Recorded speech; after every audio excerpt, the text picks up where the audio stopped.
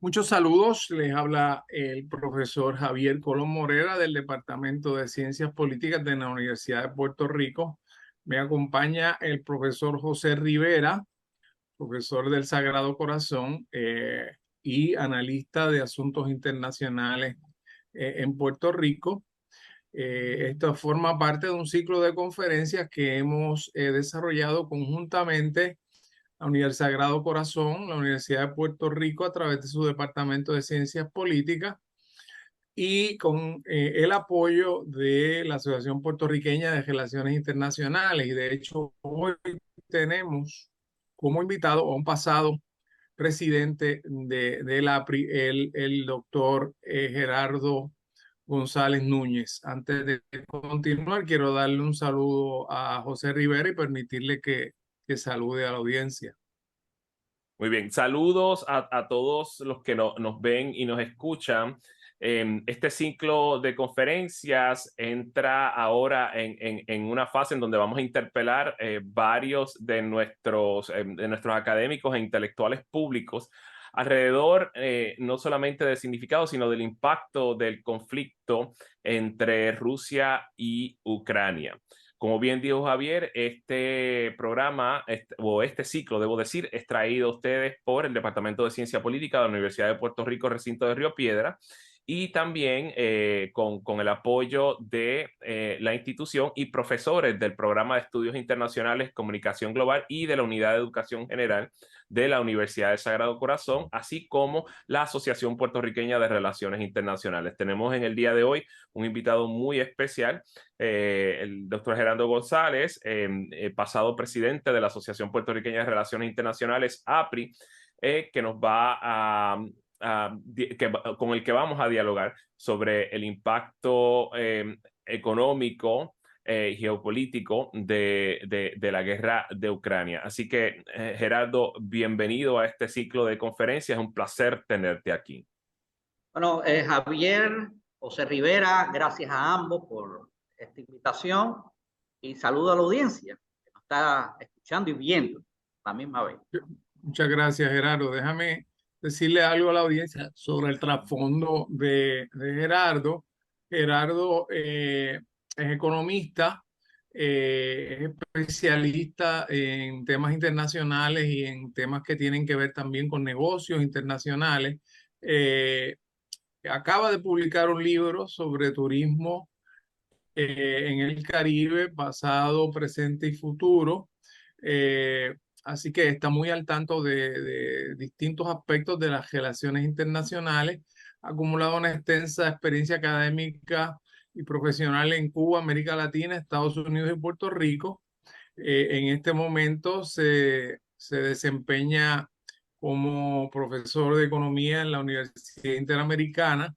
Ha acumulado una extensa experiencia académica y es autor del libro El Caribe en la política exterior de Cuba de 1991 y coautor de varias publicaciones como Participación Popular y Desarrollo en los Municipios Cubanos. Intelectuales versus Revolución es otro texto publicado en el Canadá en el 2011 y Oportunidades de Negocio en Cuba en el 2009. Como les digo, acaba de publicar el libro Turismo en el Caribe, pasado, presente y futuro. Lo que queremos hacer con Gerardo hoy es hablar un poco de las consecuencias económicas del conflicto que se está llevando a cabo principalmente entre Rusia y Ucrania. Y digo principalmente porque sabemos que hay muchos otros actores involucrados en este conflicto. Así que Gerardo, quisiera que nos hicieras un breve trasfondo general de cuáles son los aspectos que a ti te parecerían más importantes cuando tratamos de analizar este conflicto tan peligroso que, ¿verdad? Es uno de los pocos conflictos que en la época reciente se ha hecho referencia a la posibilidad de que pueda escalar hacia un conflicto nuclear. Eso no lo habíamos visto, entiendo yo, de esta forma desde la crisis de los misiles en el 62 en Cuba. Así que es un tema que tiene muy preocupado al mundo en general. Gerardo. Sí, indiscutiblemente. Pienso que finalmente ha ocurrido lo que muy pocos pensaban que iba a ocurrir. Incluso yo pienso que hasta los planificadores militares rusos no podían pensar que esta guerra se iba a convertir en una prolongada. Estamos a 7 meses de la invasión rusa de Ucrania y todavía las hostilidades continúan. Yo me imagino que estos planificadores militares rusos habían contado, y yo pienso no solamente los planificadores militares rusos, yo creo que la inmensa mayoría del mundo podía pensar que esta guerra iba a ser una guerra relámpago, no comparada fríamente, ¿no? La maquinaria militar rusa versus la maquinaria militar ucraniana, ciertamente pues, el pensamiento más racional posible indicaba esa dirección. Pienso también que quizás los rusos habían pensado que el comediante devenido presidente iba a coger un avión y se iba a largar, ¿no?, del país rápidamente, iba a dejar descabezado el gobierno de Ucrania. Nada de eso ha pasado. O sea, las tropas ucranianas han plantado firme, a pesar de que en términos de equipamiento militar es inferior a los rusos. Lo que no, en este análisis, por supuesto, los rusos ni nadie no contaron con una variable que es la interés y la capacidad de combate del soldado ucraniano. Muchos especialistas militares dicen con razón que cuando tienes un ejército que lucha por una causa, un ejército pujante, un ejército con capacidad y deseo de lucha, eso puede sustituir a 20 aviones, 40 tanques y algo así por el estilo. Y esto es lo que ha pasado en Ucrania, ¿no? Y realmente no se ve una solución, por lo menos diplomática, a la vista, ¿no? Veo que realmente de ambas partes no hay un incentivo particular, ¿no?, para llegar a sentarse a negociar una solución diplomática que ponga alto esta guerra, porque ni Ucrania ha sido derrotada y Rusia no ha tenido la capacidad de ataque, ¿no?, por lo menos de sostener los bastiones que han logrado controlar. Pero esta prolongación de la guerra, además de causar esta pérdidas de vidas humanas de ambas partes, o sea, además de traer el dolor de la pérdida no solamente materiales, sino de vida humana, tanto en las familias ucranianas como también en las familias rusas, porque los rusos han perdido muchos soldados, y eso ha enlutado muchas familias en Rusia. También, por supuesto, ha tenido un efecto no despreciable, un efecto económico no despreciable a nivel global. Y a medida que este conflicto se sigue extendiendo, este efecto económico global va a seguir operando, ¿no?, va a seguir incidiendo. Y es que hay que reconocer también que en este análisis de los efectos económicos de la guerra entre ambos países, hay un factor que hay que poner en la balanza, ¿no? Esta guerra se desata en un contexto en que la economía mundial estaba, vamos a decir, semiparalizada por los efectos del COVID-19 y las medidas adoptadas por los gobiernos para enfrentar esta enfermedad, ¿no? Si no hubiera existido el COVID, hubiera habido efectos económicos, pero no hubieran sido de la magnitud que tenía. Sí, realmente esta guerra llega para agravar los efectos económicos provocados por la epidemia. Y por cierto, en un momento que el mundo no necesitaba de esto. Ninguna guerra es positiva. Ninguna es positiva. Eso es indiscutible. Claro. Pero el mundo... sentido, perdóname, Gerardo, sí, en ese sentido el timing es pésimo, ¿no? Pésimo.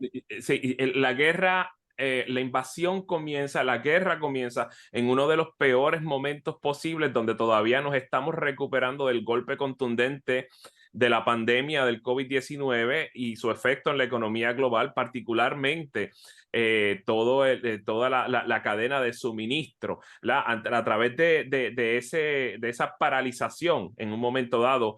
Vimos cómo las exportaciones y obviamente la cadena de suministro a nivel global se paraliza, y de momento encontramos nuestras vulnerabilidades y el efecto de haber trasladado mucha de nuestra manufactura a Asia, y de pronto esa interrupción crea escasez y crea obviamente otra perspectiva. De pronto apenas estamos empezando, bueno, no podría decir a recuperar, pero apenas estamos empezando a mirar a la luz al final del túnel. Viene entonces la guerra y nos damos cuenta de que las vulnerabilidades, no solamente las vulnerabilidades continúan, sino que también vemos otras.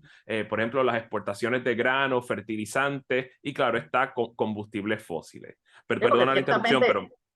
Ciertamente la guerra llega un momento que la economía mundial comienza a reanimarse de nuevo, ¿no? Las cadenas de producción y distribución comienzan a reanimarse de nuevo, comienzan los eslabones a engranarse de nuevo, ¿no?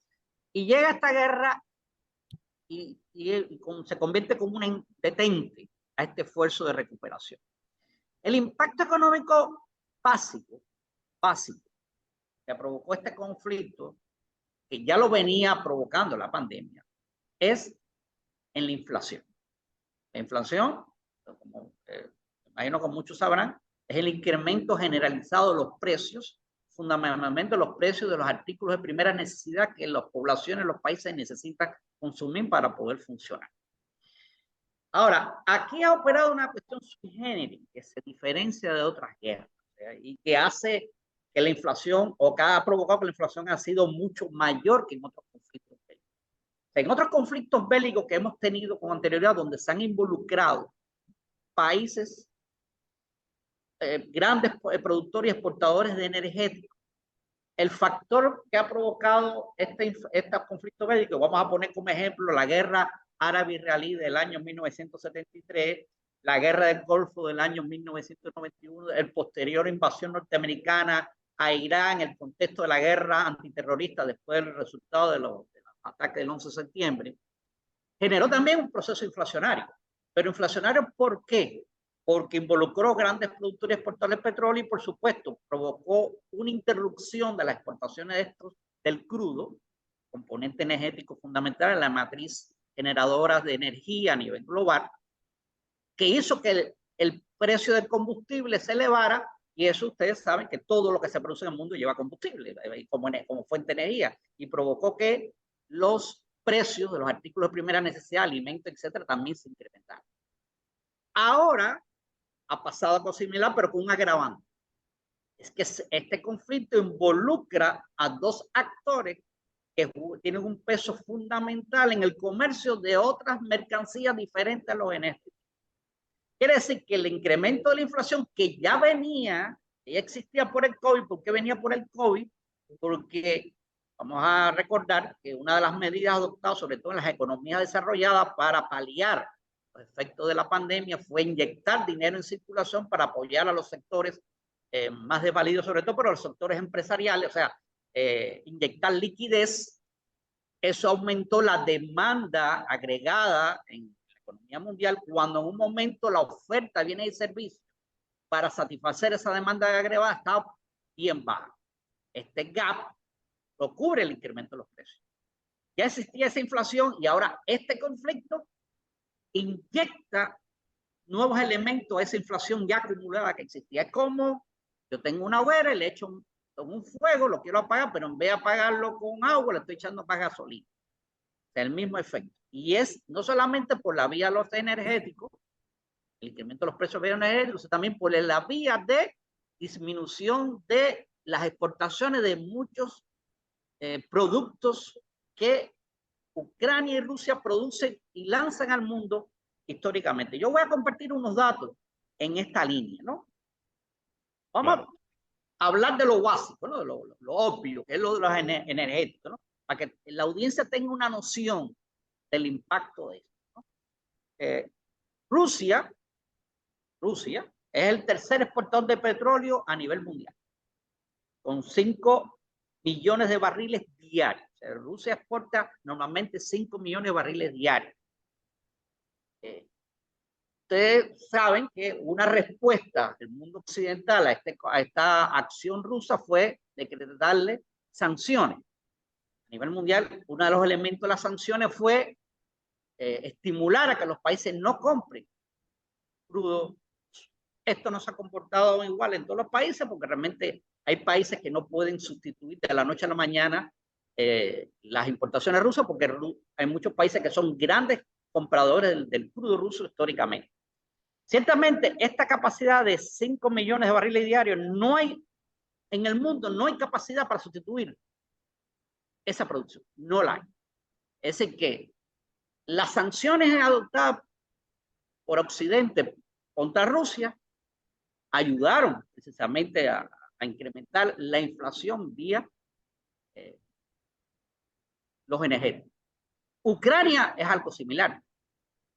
No tanto por el petróleo, aunque es exportador de petróleo, también por el lado del gas, que lo mismo pasa con Rusia. Rusia en gas es el principal exportador de gas natural a nivel mundial. Donde Europa es el principal comprador del gas ruso. 72% del gas que consume Europa proviene de Rusia. Entonces, aquí también operaron las sanciones, ¿no? Lo que pasa es que Europa, ahí sí, son sanciones básicamente impulsadas por Estados Unidos. Estados Unidos no es gran comprador ni de petróleo ruso ni de gas ruso, pero sí lo es Europa.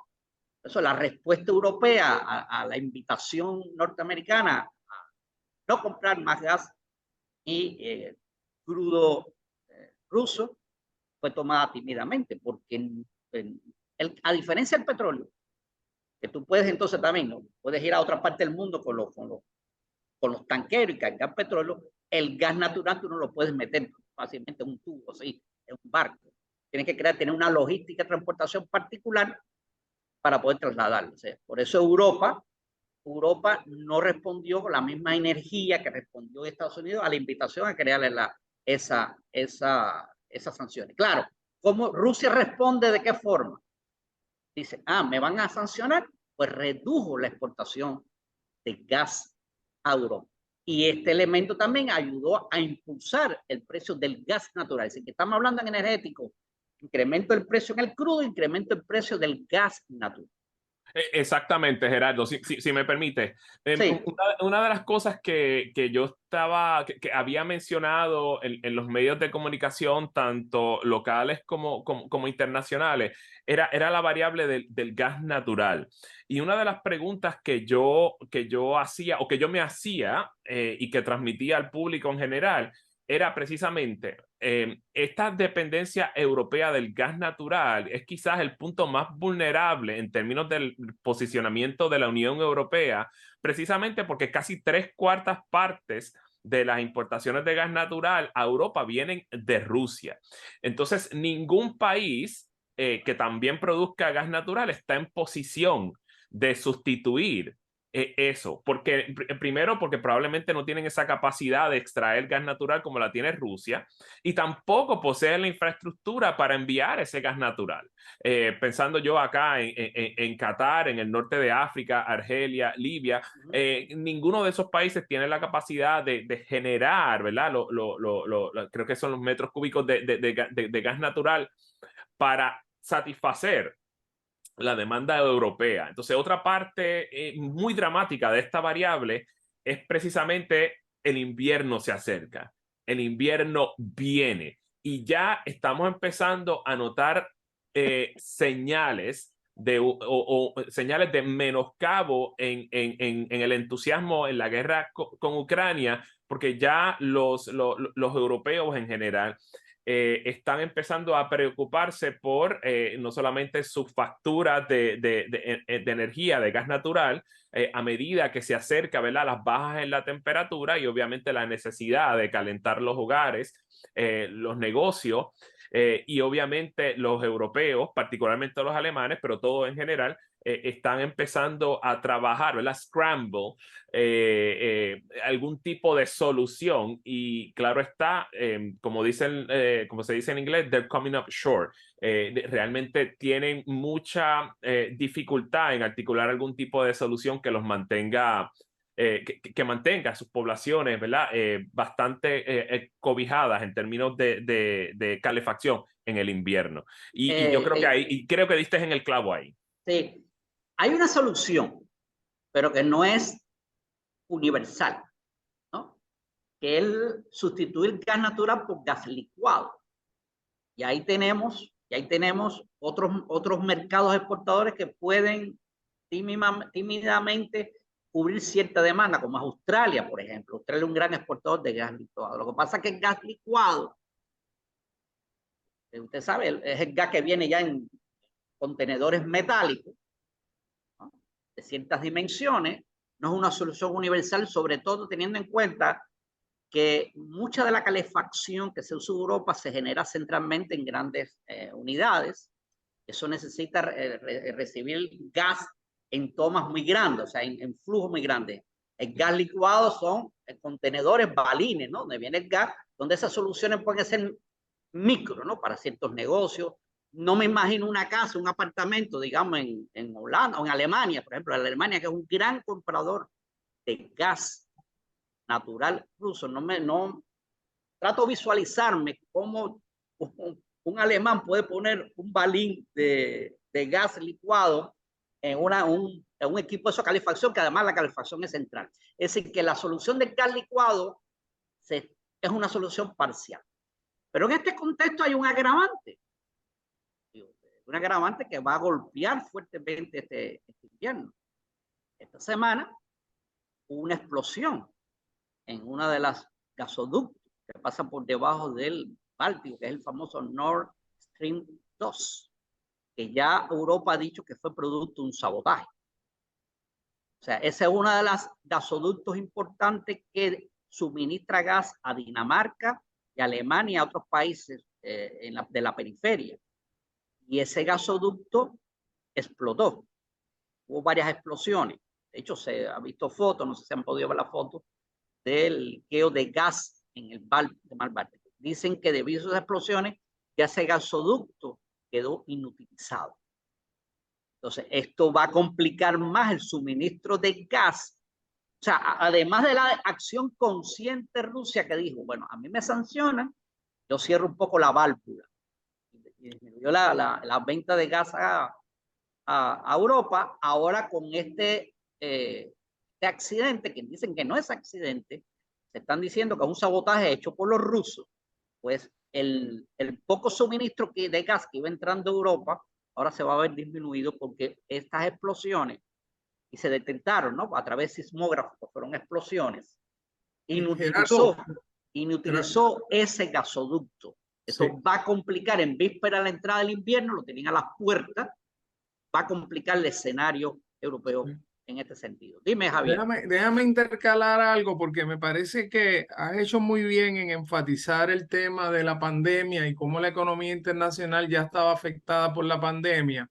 Hay otro factor que los analistas han señalado, estoy seguro que tú vas a coincidir, que es que ya se estaba resquebrajando un poco algunos de los esquemas y de las premisas de la globalización por la guerra comercial tan fuerte entre China y Estados Unidos, que también fue previo a todo esto. Entonces, hay quienes plantean que este conflicto puede seguir erosionando esos patrones de globalización, y que ahora realmente pues Rusia opte por otras fuentes de compradores para sus materias primas de energía, sobre todo China, India, y que en ese sentido estamos quizás ante el inicio de una especie de reorganización del mundo internacional, y como habíamos hablado con José en la primera sesión sobre esto, un cierto regreso del Estado como el coordinador de todas estas estrategias económicas, ¿verdad? Y entonces alguien decía, bueno, Europa se ha unificado y ha seguido el liderato de Estados Unidos, pero hay una serie de países grandes en el resto del mundo que no están tocando la misma sinfonía, ¿verdad? Eso es cierto, y de hecho hay otro elemento que hay que ponerlo en la ecuación de ese análisis, Javier, y que la pandemia ayudó a replantearlo y esta guerra ayudó a reforzar. Todos saben que una de las consecuencias importantes, o uno de los resultados de la globalización, yo diría uno de los resultados básicos, es una nueva reconfiguración de los sistemas económico y productivo a escala mundial, que llevó a lo que yo denomino y otros especialistas denominan una nueva fase en la internacionalización del capital. Y esta nueva fase se ha caracterizado por reforzar las cadenas de valor, ¿no? Las cadenas de producción y distribución a nivel internacional. Algo que venía ya configurándose de los años 50, pero con la globalización se hizo un elemento casi obligatorio. Es decir, en busca de mejorar la competitividad de las empresas internacionales, pues se lanzaron a diversificar sus eslabones productivos a nivel global. De tal suerte que en esta nueva reconfiguración y fortalecimiento de las cadenas productivas de distribución global, los eslabones primarios de dichas cadenas, ¿dónde quedaron ubicados? En países del tercer mundo. Por supuesto, porque un principio fundamental en esta reconfiguración es buscar abaratar el elemento de costo de mayor peso en los procesos productivos, que es el elemento salarial. Porque si bien es cierto que con la globalización y los nuevos desarrollos tecnológicos que auparon a la misma, ganó prioridad las industrias o los sectores económicos más intensivos en conocimiento, todavía el factor de abaratamiento del costo salarial no queda fuera de la ecuación de las empresas transnacionales a nivel internacional. Y en esta nueva división internacional del trabajo, impulsada por estas compañías multinacionales, pues han seguido viendo en esta visión tradicional al tercer mundo como la gran fuente de abaratamiento de estos costos salariales. Por lo tanto, los eslabones primarios de estas nuevas cadenas productivas y de distribución internacionales están ubicados en el tercer mundo. ¿Y qué pasó con la pandemia y este análisis? Que estamos hablando de estos eslabones primarios ubicados en el tercer mundo, son países con pocos caudal de recursos que demostraron ser ineficientes o ineficaces para controlar adecuadamente la pandemia, o por lo menos los tiempos necesarios que necesitaba para que estas cadenas no dejaran de funcionar mucho tiempo. Entonces, la primera interrupción que se produjo con la pandemia en estas cadenas de producción provino de estos eslabones primarios que están ubicados en el tercer mundo. Le hace China. China todavía sigue siendo un país del tercer mundo, eso es incuestionable.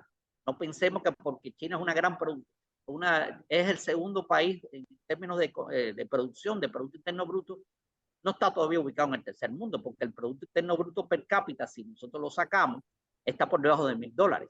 Es uno de los indicadores para medir el grado de desarrollo de las naciones. Llámese también Tailandia, Indonesia, etcétera. Son países que demostraron debilidad, por no hablar también de América Latina, México, Brasil, Honduras, etcétera, que son parte de estas cadenas productivas en sus eslabones primarios, demostraron no tener los recursos necesarios para enfrentar con éxito la pandemia. ¿Y qué provocó este resultado? Pues un tranque de sus economías, porque de hecho lo vimos en el caso de China. Vimos en el caso de China que China aplicó medidas muy heterodoxas para combatir la pandemia, que es el cierre total de sus ciudades. Bloqueo total en sus ciudades. No importa la actividad económica que pudiera ocurrir, no importa lo importante que pudiera ser esa ciudad para los niveles de producción a nivel regular, los chinos aplicaron esta medida heterodoxa de trancar fuertemente las ciudades. Entonces, al ver esta situación, muchas empresas internacionales han comenzado a repensar, bueno, si yo sigo apostando a estos países y viene una crisis de salubridad futura, que nadie descarta que puede ocurrir otra crisis de salubridad futura, o sea, el COVID no creo que va a ser la única, ¿no? ¿Cuál va a ser nuestra respuesta?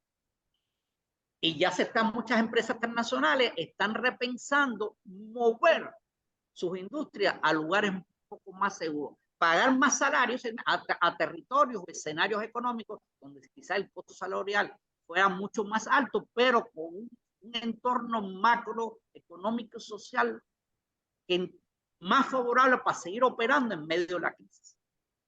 Absolutamente, Gerardo. Si me permite, perdóname. Sí, ahí recuerdo que la periodista Val Simpson me preguntó algo y yo había dicho, o sea, en virtud de la pandemia y ya, ¿verdad? con esta situación ya agravada por la guerra, de pronto tenemos que plantearnos la posibilidad de regresar al menos una parte de la producción a este lado del mundo, a nuestras costas, ¿verdad? O sea, plantearnos una producción nacional precisamente por el hecho de la merma en Asia. Y ahí también podemos incluir, que no lo menciona usted, el subcontinente asiático. Me refiero a India, Pakistán y Bangladesh, que también son parte, ¿verdad?, de ese ciclo de producción que exporta hacia Occidente. Pero sí, o sea, el repensar, mover la producción, entonces es algo real, ¿verdad? O sea, la alta gerencia de estas multinacionales lo está pensando, lo está considerando, pero no sé si eso en algún momento vaya a concretarse en términos de realizar eso y en términos de policy o en términos de la decisión de las compañías de mover esa producción hacia lugares más cercanos, menos propensos a crear disloques, precisamente porque tienen una infraestructura de salud pública menos que adecuada para No, lidiar. pero inclusive, aquí viene lo que quería enfatizar, ahora con la guerra de Ucrania y Rusia, que se está ocurriendo, aunque ocurre en Europa, pero muy cerca de esta periferia, pues esto refuerza más bien estas preocupaciones, porque ellos pueden decir, bueno, y si hay un conflicto militar mañana en un área donde dependemos grandemente de ese eslabón para mantener el funcionamiento de nuestras operaciones. Tú mismo, José, mencionaste en la India. India, en estos momentos, es un mercado importante de producción de software, tanto de juegos como software para movimiento de robots, maquinaria, etcétera, ¿no? En esta cadena de producción tecnológica, informática, India es un eslabón primario de mucha importancia. E India tiene un conflicto no resuelto ¿con quién? Con Pakistán. Pakistán, que es una potencia nuclear también, by the way, ¿no? Ese es un conflicto, aunque en este momento está en relativamente paz, pero es un conflicto, es bien latente, no resuelto. Y cada rato hay sus escaramuzas en la frontera. Bueno, ¿quién no quita que mañana este conflicto escale y paralice la producción o el papel de la India como eslabón primario en la cadena de producción de software? Entonces, ciertamente, no estoy diciendo que quizás mañana las empresas transnacionales las empujan, monten las máquinas en un barco y arranquen para este lado del mundo, porque hay que analizar, pero cuánto es primero una industria, sobre todo cuando hablando de manufactura, ¿no? Y estoy pensando en China, en Indonesia y Malasia, donde hay sí reubicación de manufactura importante, no se desmonta la noche a la mañana. Lo otro hay que poner en una balanza qué es lo que es más costo-beneficio, es más favorable en términos de costo-beneficio para la empresa multinacional. Sacrificar un poco de costo salarial en aras de la estabilidad productiva o viceversa.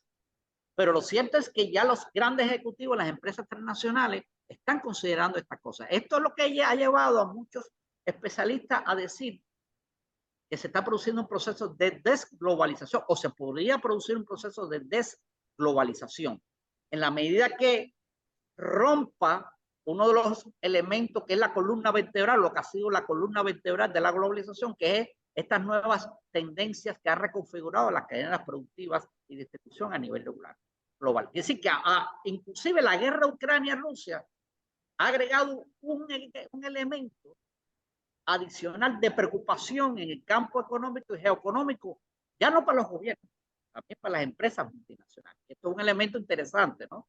Que hay que analizar. Ahora, siguiendo con los números, ¿no? Habíamos hablado de los números en la parte energética, pero habíamos dicho que los impactos económicos de este conflicto trascienden lo energético. Y vamos a hablar, por ejemplo, en el caso de los alimentos. Los alimentos es debido a que tanto Ucrania como Rusia, pero sobre todo la primera, son grandes graneros en Europa. Para poner un dato, ambos garantizan el 29% de las exportaciones globales de trigo. Y todos sabemos que el trigo es un recurso importante para producir muchos alimentos, pero sobre todo un elemento básico que es el pan, ¿no? Y a su vez, ambos son responsables del 19% de las exportaciones mundiales de maíz.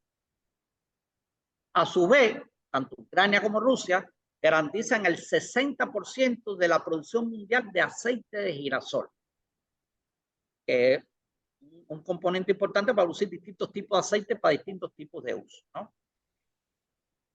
Eso es en términos solamente de alimentos. Vamos a hablar ahora de otra producción también. Gerardo, y que impacta en particular a las poblaciones pobres internacionalmente. Exactamente, porque una de las consecuencias que ha generado estos impactos económicos es que ha trascendido o golpea, como bien tú dices, Javier, los sectores menos pudientes en muchas partes del mundo, ¿no? Porque está golpeando el suministro de alimentos, la capacidad de adquisición de los alimentos que son de primer orden para estas economías, para estas poblaciones. Pero no solamente la cuestión en los alimentos, en la cuestión también de las producciones industriales. Estoy pensando en los metales. Rusia es el cuarto exportador de aluminio y el quinto productor y exportador de aceros a nivel mundial. Y también de níquel, de paladio y de cobre. Rusia también garantiza el 38% de las exportaciones de paladio, que es un metal muy estratégico que se usa en muchas aleaciones, sobre todo en aleaciones con uso militar. A su vez, Ucrania garantiza el 70% de las exportaciones de neón. Neón es un gas que se utiliza mucho en los componentes de microelectrónica. Pues vean ustedes que la cuestión no solamente es en el energético, también la participación de estos dos actores en un conflicto militar ha traído también problemas en otras áreas, en otras producciones. Pero les traigo otra información que no tiene que ver con productos, sino con servicios en el turismo. O sea, el papel que Rusia y Ucrania juegan en el turismo global y cómo su participación realmente ha tenido un impacto en el mismo. Ambos países representan el 3% del gasto global de turismo, según cifras del 2019, o sea, cifras antes de la pandemia. Solamente en el caso de Rusia, por ejemplo, los turistas rusos aportan al turismo mundial 36 billones de dólares en sus viajes por el mundo. Los ucranianos garantizan, según datos del 2019, 8.5 billones de dólares. Tanto Rusia como Ucrania captan el 4% de los turistas que llegan a Europa. Es una cifra que quizás pequeña si tú la comparas con París, con Francia, Inglaterra, España, pero es una cifra, un 4% dentro del conglomerado sectorial a nivel europeo, es una cifra que no es despreciable. De hecho, la Organización Mundial del Turismo y otros especialistas han planteado que este conflicto puede demorar la recuperación del turismo a nivel mundial, que ya comenzaba a dar los primeros pasos, ¿no? Desde el año pasado, ¿no? A partir de, ustedes saben que si hay un sector que fue muy golpeado por el COVID fue precisamente del turismo. Ahora, estos números que les traje, que son números macro, o sea, de condición global, se mediatizan o se matizan si lo vemos en términos micro, o sea, en los términos de ciertas regiones o países. Porque, por ejemplo, estábamos hablando ahorita de los granos, los alimentos, el trigo, el maíz, por ejemplo, ¿no? Y habíamos dicho que tanto Ucrania como Rusia eran responsables del 29% de las exportaciones globales de trigo y 19% del maíz, dato macro.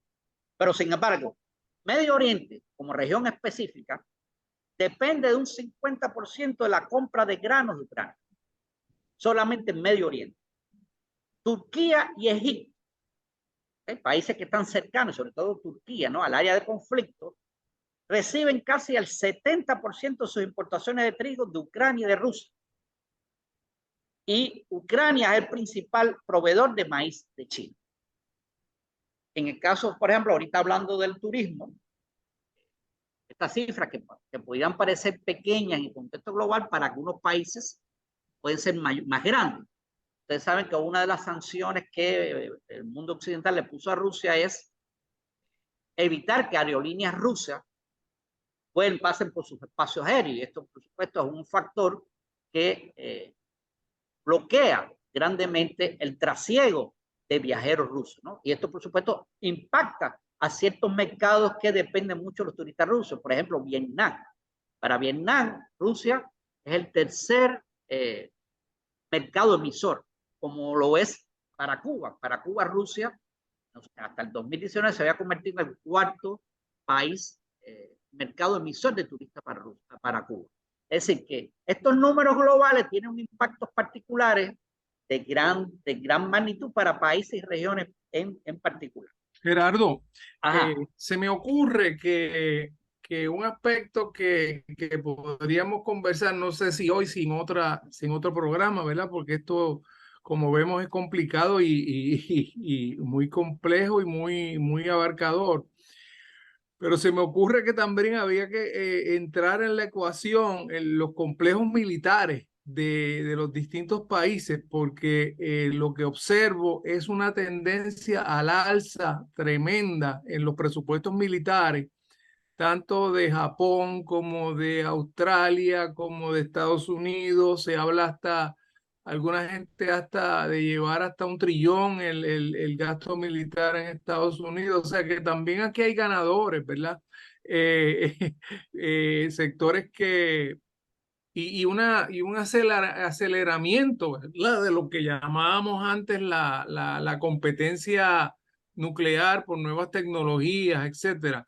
Aquí me imagino que es más difícil a veces encontrar alguna de esa data porque algunos de esos gastos están un poco ocultos en los distintos registros de contabilidad nacional, pero, pero me parece que uno de los efectos que parecería que va a durar mucho tiempo es un aumento sustancial en los gastos militares.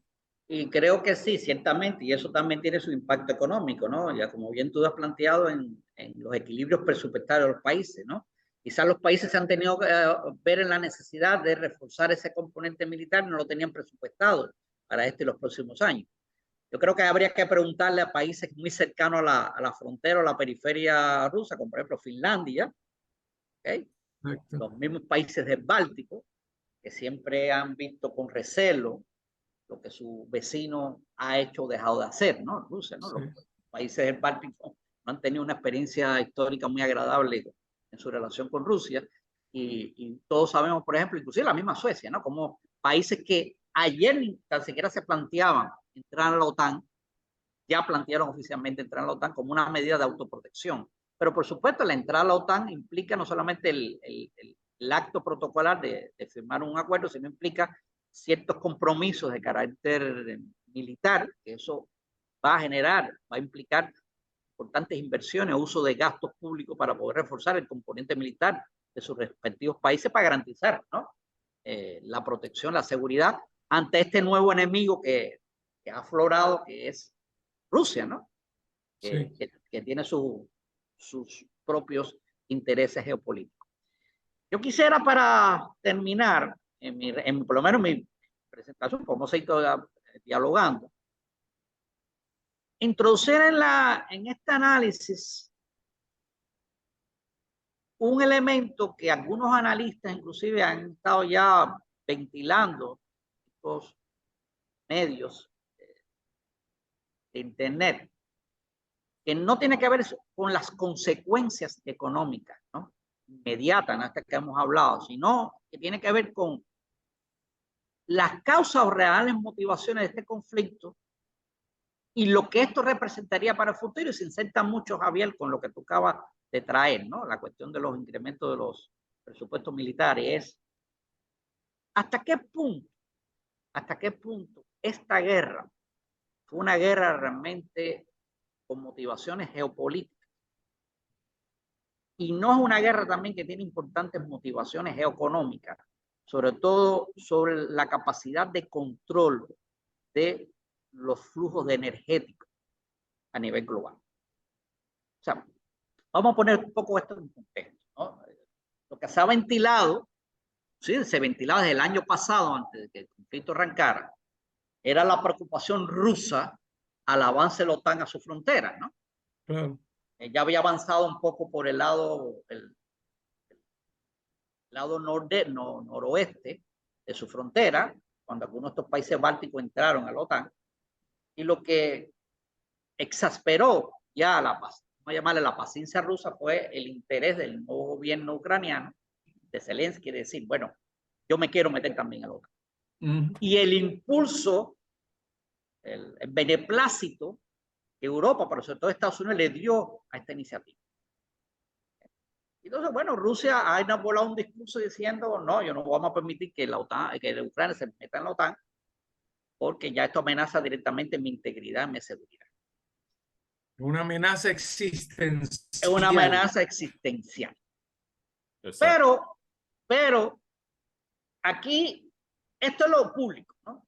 Pero vamos a ver lo otro, lo geoeconómico que tiene que ver con el control de la fuente de suministro energético.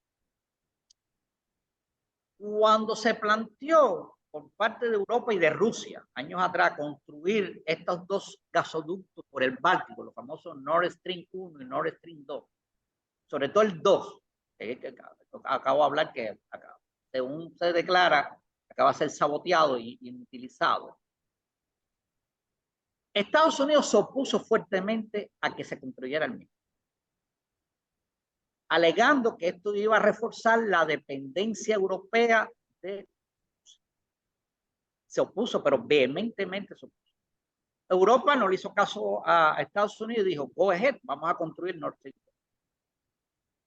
Una nueva tecnología, etcétera, una capacidad de traslado de gas muy superior a los gasoductos exteriores, etcétera. Estados Unidos, bueno, siempre decía, bueno, si yo soy miembro importante de la OTAN, yo tengo que dar la cara por ustedes, si mañana viene un conflicto con algún enemigo, como puede ser Rusia, y siempre se estuvo dentro de los pensamientos militares norteamericanos, ya hace algún tiempo para atrás, ya se estaba visualizando a Rusia como un gran enemigo presente, sobre todo a partir de la ascensión de Putin y las declaraciones no veladas de Putin con respecto a volver a restablecer el brillo de potencia mundial que tuvo Rusia antaño, como era parte de la Unión Soviética. Los europeos le dijeron a Estados Unidos, no, pero el problema es que yo tengo que garantizar mi suministro de gas para garantizar mi funcionamiento de la economía, sobre todo de la población, en los inviernos crudos que tenemos. Y recuerden ustedes que uno de los países que realmente estuvo apoyando a Ucrania para entrar a la OTAN se llamó Estados Unidos. Yo siempre he dicho que, por ejemplo, este conflicto quizás se hubiera podido evitar si se hubiera llegado a una negociación con Rusia con respecto a este tema. Yo hubiera pensado, por ejemplo, que se lo hubiera dado a Ucrania la posibilidad de entrar en la Unión Europea, pero no entrar en la OTAN. Y busco otra fórmula de protección, porque Ucrania también tiene sus preocupaciones de seguridad nacional muy legítimas también. Porque si vamos a rastrear la historia, Ucrania tampoco tiene muy buenos recuerdos de su relación con Rusia, y esto data inclusive de la época en que Ucrania formaba parte de la Unión Soviética. Tenemos que recordar cómo Stalin sometió una tremenda hambruna al pueblo ucraniano en los años 30, en víspera de comenzar la Segunda Guerra Mundial. Cuando Stalin decidió extraer todo el trigo, todo el grano a Ucrania, ya hemos visto como la cifra que hemos manejado hoy, hemos visto como Ucrania es un gran granero, ha sido un gran granero para Europa. Pues en ese momento había un déficit de producción agrícola en otras partes de la Unión Soviética y Stalin tomó la decisión unilateral, como un gran dictador, y le dijo a los ucranianos, todo el trigo tuyo es para alimentar al resto de la Unión Soviética. Y eso colocó al país una gran hambruna. Por eso muchos se explica también cómo cuando los nazis entraron en Ucrania, hubo muchos ucranianos que se pasaron a las tropas ucranianas. Y esos batallones pro-nazis que crearon, batallones ucranianos pro-nazis que crearon los nazis, que por cierto combatieron a los soviéticos en la invasión nazi dentro del territorio soviético, lo hicieron con mucho gusto. Porque te daban ese recuerdo, ¿no? De esa hambruna. Entonces, había preocupaciones legítimas afianzadas por la historia de que Rusia era una amenaza para una Ucrania, que por supuesto se concretó con la anexión de Crimea en el 2014. O sea, la anexión de Crimea. O sea, yo creo que Estados Unidos pudiera, en términos políticos, geopolíticos, Estados Unidos pudiera haber desarrollado una fórmula mucho más conciliadora que hubiera ubicado este. Pero ¿por qué no lo hizo? Porque creo que detrás de eso estaba el interés de evitar el control ruso sobre las fuentes de suministro de combustible y atenazar con ese control a Europa. Entonces, muchos se han planteado entonces, bueno, ¿este conflicto realmente era un conflicto de preocupación solamente geopolítica o un conflicto que se plantea como un intento de control de las fuentes de suministros energéticos? Si queremos complicar más este análisis, vamos a ir un poco a la guerra con Siria. Ustedes saben que hubo un involucramiento fuerte de Estados Unidos, Gran Bretaña y Rusia para tratar de parar a la gente del Estado ISIS, ¿no? O sea, que habían ocupado distintos territorios al norte de Siria y al norte de Irak. ¿Okay? Pero en ese momento, curiosamente, ese conflicto entra, se desata y el involucramiento de Occidente se ocurre en un momento que Assad había negociado con Rusia convertir a Siria en un hub importante del suministro de gas de aliados rusos en el Medio Oriente. Es decir, que en ese conflicto militar era en respuesta a una confrontación ideológica con este grupo terrorista ISIS, también se puso en la mesa la cuestión del control de fuentes de suministros energéticos en una zona tan sensible como el Medio Oriente. Es decir, que si vamos a analizar algunos de estos conflictos recientes, vean que la ecuación control energético o cuestión energética ha estado siempre presente. Entonces, por eso traigo al análisis realmente que el factor, esta guerra no ha estado matizada o impulsada por una cuestión realmente de impacto económico también, como es el control de las fuentes de suministro energético, y quizás ahí puede estar también el nudo georgiano que pudiera a su vez destrabar, o sea, sacar de este impasse este conflicto militar, que por cierto al mundo le hace falta que llegue a una solución.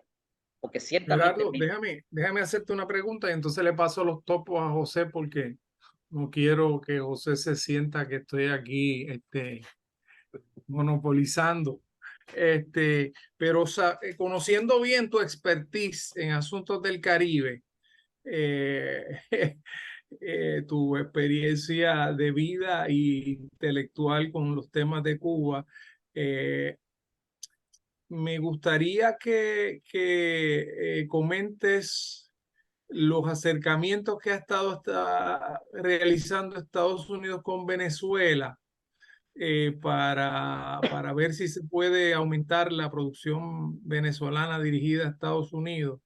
No sé si has podido seguir ese tema y si tú le ves posibilidades a eso y si le ves posibilidades, cómo eso puede afectar algunos de los ángulos geopolíticos que nos afectan en esta área del mundo.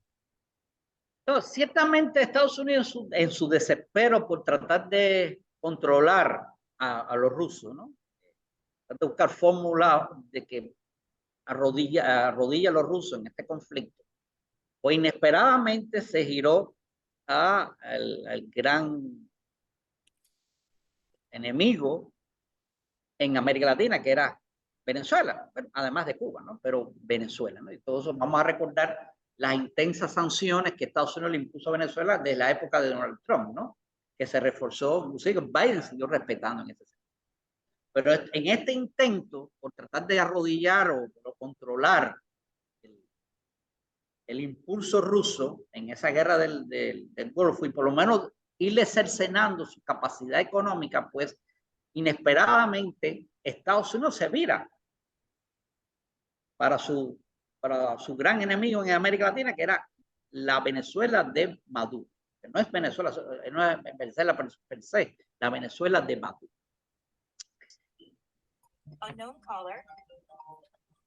Venezuela sabemos que es el país de la mayor cantidad de reservas de petróleo a nivel mundial. Eso ahí está estudiado y está documentado. El problema de Venezuela no está en la reserva de petróleo que tiene, sino en la capacidad de poder explotar esa reserva. En las medidas adoptadas por Maduro en los años anteriores, en años atrás, buscando lealtad dentro del aparato estatal burocrático del país llevó a limpiar de ingenieros, gente conocedora en manejo de la producción y explotación de los campos petrolíferos, y puso al frente de la empresa petrolera venezolana a gente más alineado ideológicamente al proyecto bolivariano, que es expertise en temas petroleros. Pues eso provocó una disminución de la capacidad de producción y exportación de esta empresa venezolana de hidrocarburos. Por lo tanto, hoy en día Venezuela no tiene la capacidad para poder explotar a los niveles que Estados Unidos buscaba, que era tratar de suplir, ¿no?, de suplir la cantidad de crudo ruso que se exportaba mundialmente a los mercados mundiales, para poder ser efectivas las sanciones que Estados Unidos estaba pregonizando, ¿no?, en el mundo. Porque, como le dije al inicio de mi intervención, muchos países se resistieron a seguir las sanciones propuestas por Estados Unidos por una cuestión pragmática. Es decir, bueno, yo no puedo dispararme a mí mismo al pie. Si yo necesito ese crudo ruso para poder funcionar mi economía, yo no puedo decirle a Rusia no te lo voy a comprar. Ahora, si tú me garantizas a Estados Unidos un suplidor que me sustituya ese crudo ruso, pues bueno, yo no tendría problema en implicarme las sanciones. Ahora, hay otra complicación en este sentido, que no solamente una cuestión cuantitativa, hay una cuestión cualitativa. El petróleo venezolano cualitativamente es diferente al petróleo ruso. El petróleo venezolano tiene un alto contenido de azufre, lo cual no es bien visto para algunos países que no tienen una tecnología capaz de usar un petróleo de alto contenido de azufre. Si tú tienes que usar un petróleo con alto contenido de azufre, tú tienes que tener una tecnología que sea capaz de procesarlo y que no te provoque daños al sistema, ¿no?, por donde ese petróleo pasa. Entonces, ese es otro problema que también hay que ponerlo en la ecuación de análisis. O sea, no es posible que Venezuela, por estos dos factores, pueda realmente sustituir la capacidad de exportadores rusos o acercarse a sustituir la capacidad de exportación. Pienso que por esos dos factores, este coqueteo que hubo inicialmente, que se produjo con el mes de abril-mayo, no quedó en nada. Ya de hecho, realmente ya ni eso se ha planteado, se ha seguido planteando en las negociaciones que hubo en un momento determinado. De hecho, pararon esas negociaciones porque hubo una realidad que es pragmática. Y Venezuela tenía la capacidad para producir lo que Estados Unidos le estaba pidiendo, y muchos países del mundo tenían la capacidad de poder utilizar eficientemente ese hidrocarburo venezolano. Absolutamente, Gerardo. Perdóname, Javier. Sí. Una de las cosas, porque de hecho yo vi cuando se hizo el acercamiento y vi las reacciones, sobre todo de la diáspora venezolana, particularmente en el sur de la Florida, y me parece que es un poco este hubris, este brinkmanship de la diplomacia estadounidense de ante la coyuntura en donde todo, o sea, es imposible de tener una solución, entonces recurren a otra fuente sin ningún tipo de consideración. Una de las cosas que yo dije en un momento dado, cuando los medios de comunicación inquirieron, era cuestionar la capacidad de los venezolanos de extraer su petróleo, ya que o carecen de la infraestructura o esta está fuera de fecha, ¿verdad? El manejo de la empresa estatal petrolera venezolana no es el mejor, o sea, PDVSA está montada en toda esta intriga política, y eso pues obviamente merma la extracción, la producción, el procesamiento. Pero también el hecho de que procesar petróleo que tiene alto contenido de azufre es mucho más difícil y no todo el mundo tiene esa capacidad. Pero quiero volver a lo que dijiste inicialmente, porque una de las cosas que yo había planteado antes de que todo esto comenzara, antes de que la guerra comenzara, era de tratar de reiniciar un diálogo de parte de Occidente, Washington, Bruselas en particular, con Moscú, y reconocer las preocupaciones o las ansiedades geopolíticas que tenía Rusia, sobre todo con la aspiración de Ucrania de entrar a la OTAN. Y es precisamente, mira, yo no quiero perder, o sea, el primero que no te quiero en mi flanco, o no te quiero en mi flanco suroccidental. Y no quiero tu presencia en el mar Negro, que es uno de los pocos lugares donde yo tengo básicamente una libertad esencial de navegación. Yo domino ese espacio, aunque lo tenga que compartir con otras realidades. O sea, y llegar entonces a algún tipo de arreglo en el que, como bien dijiste, Ucrania pudiese entrar en la Unión Europea, pero no tanto en la OTAN. Por distintas razones, ¿verdad? Había problemas de gobernanza, habían varios disloques relacionados con los acuerdos de Minsk después de todo el conflicto inicial en 2014, y había un patrón de discriminación lingüística contra los rusoparlantes de Ucrania. Y eso, pues, algunas capitales europeas lo señalaban, y obviamente algunos miembros de la OTAN decían, mira, este país no es candidato, no debería ser candidato. Pero entonces uno plantea estas cosas y mucha gente que interpela a uno dice, bueno, pero te has convertido en un portavoz del Kremlin, te has convertido en un portador prorruso. Y yo digo, no, son las cosas que yo veo en lo que está ocurriendo, pero también el señalamiento a Europa, y eso me parece que es lo más importante de tu análisis, Geraldo, y es ¿verdad? Esta dependencia energética de la Unión Europea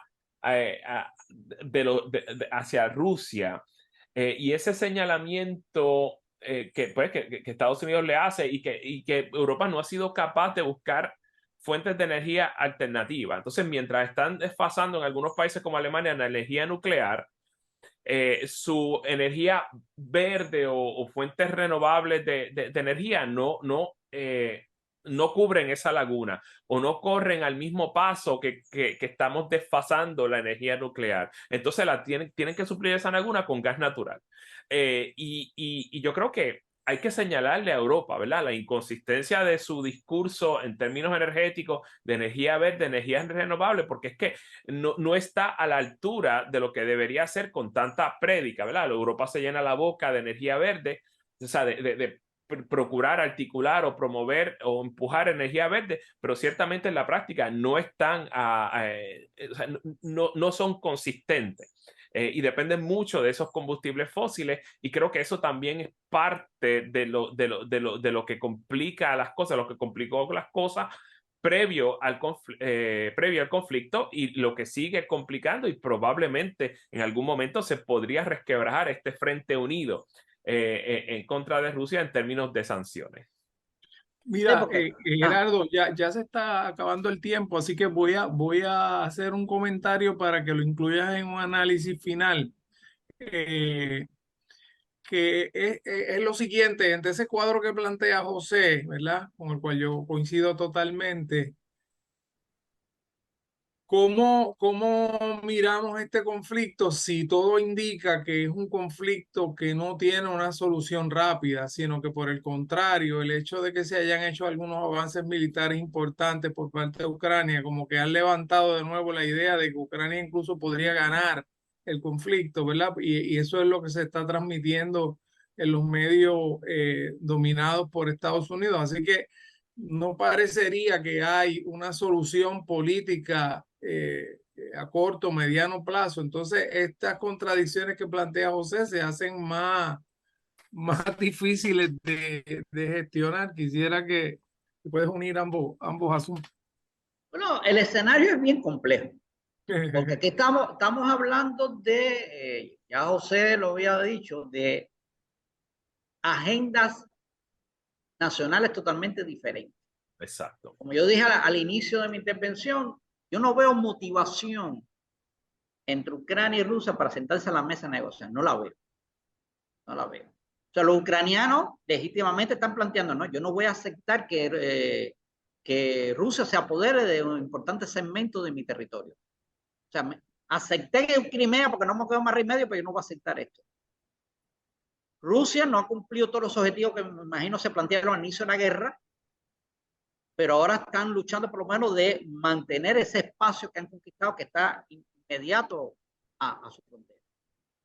Europa tiene su agenda, que está mediada por la preocupación del componente energético. Que no es cualquier cosa. O sea, ya ustedes lo hablaron aquí en este programa, ¿no? El invierno se está acercando. Y el invierno en Europa es crudo, un invierno fuerte, sobre todo para las naciones de la Alemania para arriba, es fuerte. Y para bien o para mal, la matriz energética fundamental de Europa depende mucho del suministro de gas ruso, que no es la visión de Estados Unidos, porque Estados Unidos está lejos geográficamente y no depende de los combustibles fósiles rusos para poder funcionar. Pero sí le preocupa el avance ruso. Ya los norteamericanos están bastante exasperados con el avance chino como potencia mundial y no quieren tampoco que Rusia entre en esa ecuación de gran potencia mundial, que Rusia también la tiene más allá de Ucrania. La tiene con Putin, la tiene también con la alta oficialidad militar rusa, que no soportaron la forma que la Unión Soviética cayó, la forma en que Rusia cayó con el gobierno que sustituyó a Gorbachev. Y la llegada de Putin le hizo volver a reverdecer la esperanza de un resurgir de ese imperio ruso, ¿no? De esa Rusia como potencia. Y todos sabemos que para ser una potencia, un factor fundamental es la potencia económica, ser potente económicamente. Y Rusia no es China. China tiene una economía mucho más diversificada y atrae inversiones. Rusia tiene, por desgracia, solamente dos esferas económicas donde poder resurgir económicamente y fortalecerse económicamente, que es exportación de hidrocarburos y exportación de armas. Esas son sus fuentes fundamentales de ingresos. Por lo menos la primera, que cuenta con reservas también inagotables, hay que reconocer que si ahorita decíamos que Venezuela es el país con las mayores reservas de hidrocarburos, Rusia es el país que tiene las mayores reservas de gas natural, concentrado en Siberia. Y Rusia va a explotar esos recursos para lograr este cometido que tiene, que es que se le ser y se le respete como una potencia económica, una potencia hegemónica a nivel global. Entonces, ¿cómo conciliar todas esas agendas? La agenda europea, norteamericana, los ucranianos, los rusos y otros países que están en la periferia de ese conflicto, de esa tensión. Eso es un tema realmente bien complejo. Por lo tanto, no quiero ser pesimista, pero no pienso que este conflicto va a perdurar, va a ser mucho más prolongado y va a seguir erosionando la capacidad de restablecimiento de la economía global como necesitaría. Sí. Es una verdad que es lamentable, pero lo veo así en el futuro inmediato. O sea, vamos a entrar en el 2023 con esta realidad. Sí, quizás aterrizando ahora en una isla del Caribe que se llama Puerto Rico, que es tu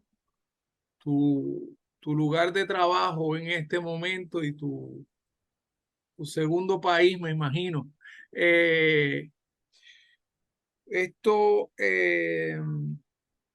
este tema en lo que tiene que ver con fuentes de energía nos debe provocar en Puerto Rico una reflexión sobre la necesidad de movernos más rápidamente a la energía verde. ¿Cómo tienes algo que decir sobre el impacto que todo esto tiene sobre Puerto Rico? Pienso que esto es un tema para Puerto Rico y muchos países, ¿no? Es necesario realmente ir a fuentes alternas de energía, fuentes alternas a lo que es los combustibles sólidos. Y no solamente ya pensando en el hecho de esto, cómo estos conflictos nos ayudan, nos provocan que nuestras vidas cotidianas se vuelvan difíciles, ¿no? Porque esto es lo que aterriza aquí en nosotros, ¿no? Claro. Si vamos a comprar ahora al supermercado, tenemos que pagar por unos guineos, unos plátanos, y más allá de Fiona, que ya venía de antes, ¿no? Con Fiona se agrava, ¿no? Más allá de Fiona, tenemos que pagar ahora 3 veces más lo que antes costaba un guineo, un plátano, o el arroz, o el pollo, o la carne. Estos son realidades, ¿no? Tiene que ver con esto que hemos analizado en el programa el día de hoy. Pero más allá de eso está la cuestión medioambiental. O sea, yo creo que El mundo merece que sea menos contaminado, ¿no?, con el uso de estos Claro, hidrocarburos. claro, claro. Entonces, yo creo que esa conciencia tenemos que irlo intronizando en nuestras mentes, más allá de no ser más dependientes de estos conflictos globales o microlocalizados geográficamente, que no van a ser los únicos, repito. Sí. O sea, muchas áreas latentes de conflicto que están ahí no se han resuelto. Ya de ahorita hablamos India, Pakistán, las tensiones históricas que hay entre China y Taiwán, Corea del Norte versus Corea del Sur. O sea, estamos hablando de áreas de conflicto que es como un madero que tiene algo de calor y nada más que está esperando que caiga una gota de gasolina, ¿no?, para que Entonces, cualquier conflicto hoy en día de esta magnitud nos puede complicar la vida cotidiana. Claro, claro. José, te voy a pedir que hagas un comentario final. Sí, bueno, ante el escenario que hemos analizado en el día de hoy, me parece que es cierto lo que dice Gerardo, la posibilidad de algún tipo de solución político-diplomática no está en cierne. No solamente por el hecho de que ya Rusia en la mañana en que estamos grabando esto ha formalmente anexado las regiones sobre las que todavía tiene un agarre en el este y el sureste de Ucrania, sino que no hay un ambiente de negociación de parte de Kiev. Como bien dijiste al principio, ¿verdad? El presidente Zelensky, anteriormente actor, comediante, de pronto se coloca a la altura de su posición y evidentemente no es aceptable resignarse a que Ucrania pierda territorio. Así que estamos entonces ante el umbral, ya lo estamos, de un conflicto prolongado sin ninguna solución aparente, y probablemente lo que vamos a ver en el mediano y el largo plazo es un escenario para ver quién se desgasta primero. Con todo y eso vamos a tener una serie de consecuencias catastróficas. Creo que también es importante tomar en cuenta que el análisis de Gerardo nos motiva a pensar cuáles son las soluciones y las políticas que los distintos países, tanto entidades soberanas como no soberanas, van a plantearse en el mediano y en el largo plazo para tratar de paliar, de atajar los disloques en la producción y en el suministro a nivel global, y donde la implementación de energía verde podría tener algún tipo de agarre, de anclaje. Podría ser Puerto Rico, pero también en otras realidades. Y claro está, ya llegando a nuestra región, habría entonces que plantearse quizás una suavización de ciertas tensiones para tratar de ver si este hemisferio depende menos de esa cadena de producción y suministro global, y también mira hacia adentro para tratar de encontrar soluciones a nivel regional para que, primero, para trabajar su resiliencia económica, ¿verdad? Esa palabra puede ser muy cargada en el contexto de Puerto Rico, sobre todo después de los huracanes María y ahora Fiona. Y mirar entonces cómo la cooperación regional puede amortiguar el golpe contundente que estamos experimentando, no solamente con las guerras comerciales, sino también las guerras propiamente hablando, y claro está, el efecto de la pandemia. Debemos mirar entonces hacia la cooperación regional como una especie de solución, por lo menos temporera, a lo que está ocurriendo alrededor del mundo. Yo miraría hacia la cooperación dominicano-costarricense-panameña como una especie de inicio, y claro está, las gestiones de Mercosur y la reformulación reciente del Tratado de Libre Comercio de Norteamérica como posibilidades, ¿verdad? No solamente para mirar cuáles son sus debilidades, sino también las posibilidades de su ampliación. Bueno, pues nada, le queremos dar las gracias a Gerardo. Realmente ha sido una conferencia, una conversación extraordinaria. Realmente nos ilustra lo decisivo que es mirar estos problemas internacionales desde una perspectiva multidisciplinaria, transdisciplinaria, en donde podamos ver estas relaciones entre las visiones de la política, de la economía, de la geopolítica y cómo se entrecruzan. Me parece que ha sido una conversación fascinante, Gerardo. Te doy las gracias. Gracias a José. Y entonces será hasta la próxima conferencia de este ciclo.